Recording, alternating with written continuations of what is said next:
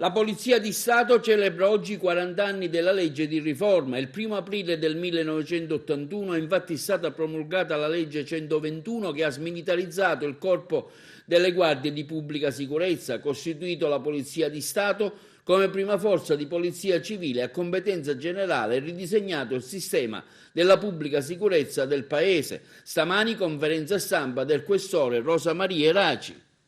La legge è stata una trasformazione del corpo della Polizia di Stato e quindi di tutta l'amministrazione della pubblica sicurezza. Ha reso la pubblica sicurezza un'amministrazione civile ad ordinamento speciale.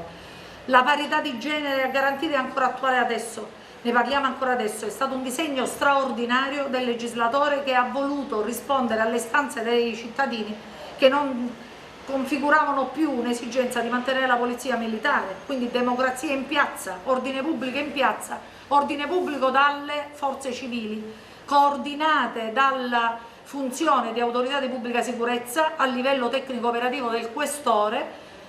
Il ministro, autorità nazionale di pubblica sicurezza, gestisce l'amministrazione della pubblica sicurezza attraverso le forze civili, attraverso le autorità di pubblica sicurezza dei prefetti, che sono autorità a livello politico-amministrativo, danno le direttive, il coordinamento di indirizzo, ma l'attuazione dei servizi nel territorio è gestita dal questore, che è un'autorità civile al servizio delle istituzioni democratiche e dei cittadini.